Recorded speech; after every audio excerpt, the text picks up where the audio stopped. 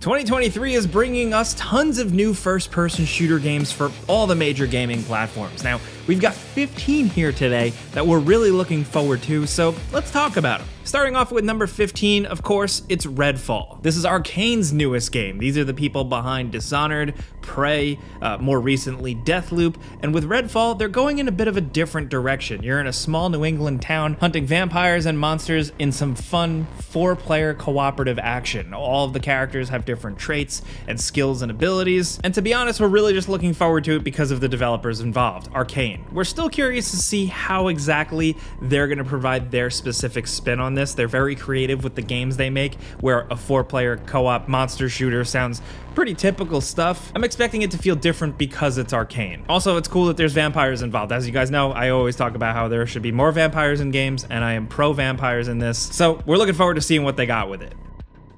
Now, next over at number 14, IGI Origins. This is actually a prequel to 2000's Project IGI, and it's this tactical first-person shooter. Yeah, I mean, we're big fans of stealth games, and we're always excited to see more like this, especially like a tactical military one. Can't help but get Splinter Cell vibes from this. I mean, it's being developed by Antimatter Games, who brought us Rising Storm 2 Vietnam, and have contributed to the Killing Floor series. That checks out to me. Sounds enough like they know what they're doing. With this, like many other military stealth games, you can take and should take the stealthy approach, or you can go in guns blazing. You know, you probably know the drill with games like this by now, but honestly, there doesn't seem to be much that Antimatter is doing different here to push the genre forward, but if it ain't broke, I guess don't fix it, because I mean, either way, it's like a new stealth tactical military shooter, and we're about it, because you don't see a ton of these every day now. Next over at number 13, we have Rip Out. This is a co-op horror shooter where you'll be fighting your way through a procedurally generated ship that's infested with these gross-looking mutants. Now, the enemies are actually reconfigurable, so bigger mutants will attach smaller mutants to their body to make themselves more powerful, which could be a fun way to really change it up a bit. More intelligent enemy encounters, and especially in such creative sci-fi ways like this, we're just about. And while you're exploring these ships and mowing down mutants, you'll be collecting loot that you'll use to customize your character and your weapons, and toying around with different character classes to seemingly find a really good mix for your own playstyle. There's a lot of stuff here that is checking boxes, but their spin on it seems like it might be cool. This is actually being published by 3D Realms, who have been around forever, so it's always nice to see them pop up from time to time, and especially with a creative looking one like this. We hope it's good.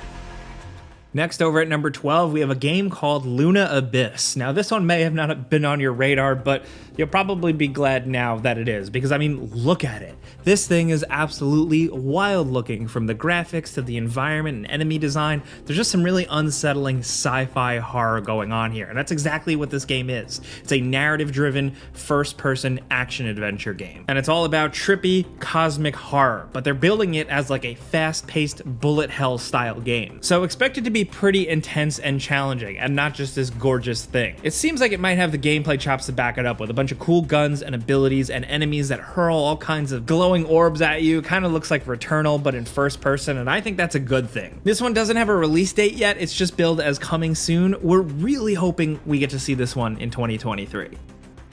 Next over at number 11, we have Amnesia: The Bunker. This looks like a big change up for the series. I mean, we've had some sequels to Amnesia, but nothing really topped the absolute smash hit surprise that was the original, that kind of ignited an indie horror craze for a lot of people. Now, the landscape has changed, things are very different, and with Amnesia: The Bunker, we don't know too much about it yet, other than the fact that we're including it on this list because there is a gun. Yes, gun confirmed. You can have a gun and probably shoot some creepy ghouls, but this is all speculation. The trailer was short, they showed the character use a gun, so it counts as a first-person shooter. Alright, we're cheating a little bit, but there you go.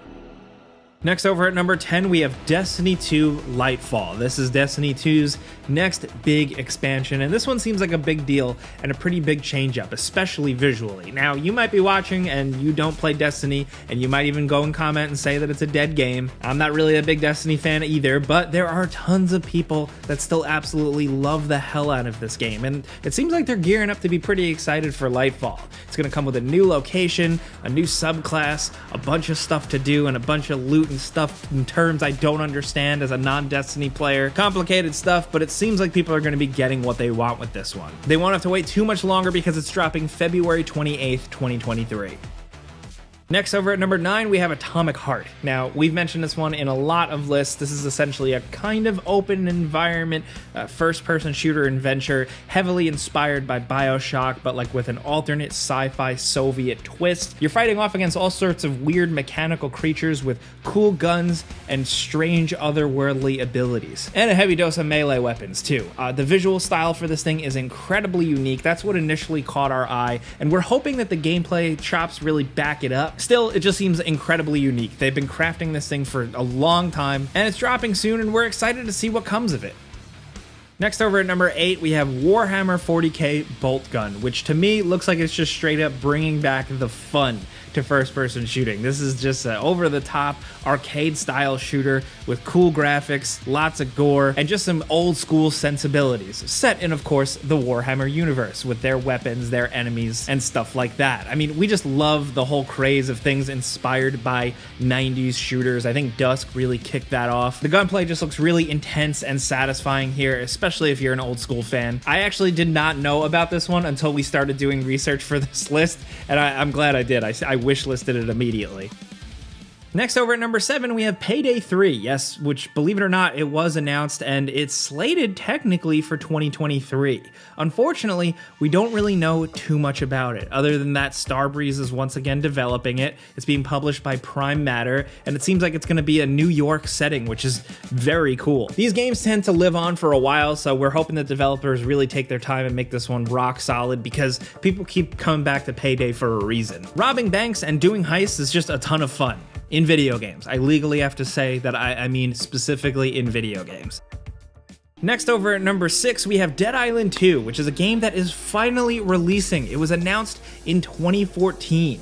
It jumped developers, it went dark for a while, and now it's back in full glory with a cool sense of style and lots of creative zombie murdering, all in first person. Hopefully this can do enough to stand out from the horde of other zombie games that have really kicked off since the original Dead Island. This one takes place in California, so you're murdering zombies amongst beautiful palm trees and sunset beaches. And from what we've seen, the little gameplay trailer and stuff, it does seem like it's a lot of fun. Is it worth waiting like almost 10 years for? I don't know, but hey, if it's fun, that's all that matters. As of right now, it's dropping in April.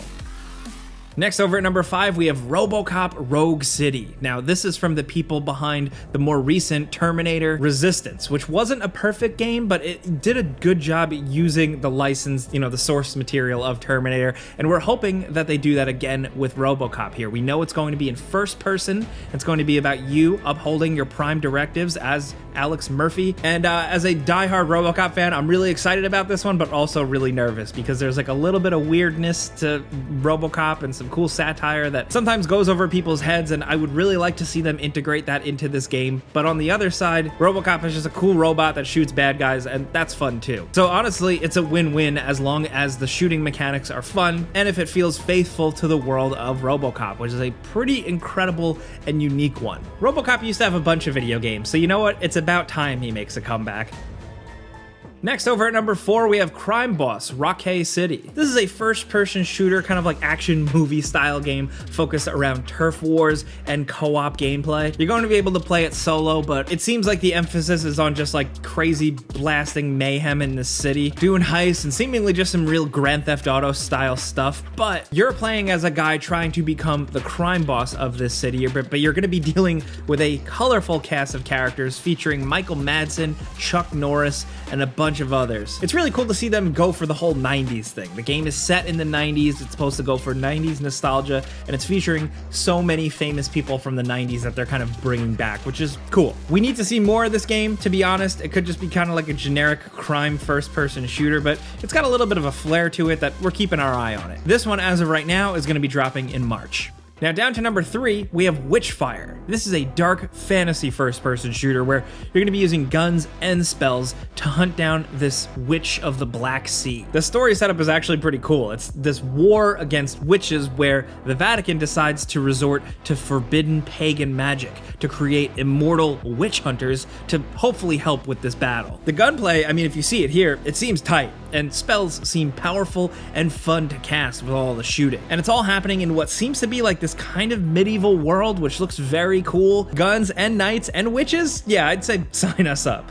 This is the next game from the development studio, The Astronauts, whose last game was The Vanishing of Ethan Carter, believe it or not. You know, that's a very different game if you've played that, but with creative leads from Painkiller and Bulletstorm working on this, we can at least guess that it'll be fun to shoot, fun to play at least. So we've been keeping our eye on this one since it was initially revealed. Now down to number 2, of course, we have Starfield. What more can we say about Starfield at this point? You either are really excited for it or extremely skeptical. This is Bethesda's next big first-person RPG set in space where you're going to be able to create your own ship, land on randomly generated planets, build your own base, mine your own resources, go to planets with big cities, do quests, join factions, do Bethesda RPG stuff. The jury's still out in terms of we'd still like to see a little bit more gameplay. We've only seen little bits here and there, but if they pull it off, it could be really exciting. The potential is wild. For me, the thing I'm looking forward to is just seeing Bethesda do something different. They've been on this on and off Elder Scrolls Fallout thing for a while, and they've decided to make something completely different, totally new IP with its own lore, its own story, so I want to see what that's about. Starfield has been delayed many times, but as of right now, we know we're finally getting it in the first half of 2023. Now down to number 1, we have Stalker 2 Heart of Chernobyl. Now we're really looking forward to this one just because we're a big fan of the classic games. They were a really good AA style game that were just really unique PC first person games. There was nothing really like them. And with Stalker 2, from what we've seen, it just seems like a graphically incredible high tension first person shooter with mystery, science, and brutality. It's another post-apocalyptic story, but it's going to be non-linear with complete immersive sim gameplay that looks to probably be pretty challenging, but also pretty spooky. The gameplay videos we've seen here so far are awesome. And really, we don't know too much more what to say. We still would want to see more gameplay videos, but this game looks pretty sick, and we're looking forward to finally checking it out sometime in 2023. We've also got some bonus games worth mentioning for you. The first, Starship Troopers Extermination. Hopefully this one can really live up to the awesomeness that was the original Starship Troopers movie and everything it was based upon. Also, the System Shock remake. We're hoping we see it this year because a remake of a legendary first-person shooter, sci-fi sim hybrid could be really exciting. And also, Outpost Infinity Siege. This looks like a really ambitious hybrid between first-person shooter and RTS that goes full sci-fi and all-out warfare. We hope this one's good. But there you have it. Those are 15 new first-person shooter games for 2023 that we're really looking forward to. Of course, things get delayed, so be sure to double-check on release dates, but it seems like it's going to be a good year. So, if you learned about a game or two, clicking a like button's all you got to do to help us out. We would really appreciate that. And of course, if you're new, consider subscribing, maybe hitting that notification bell because we put out videos every single day. But as always, thanks for watching, and we'll see you guys next time.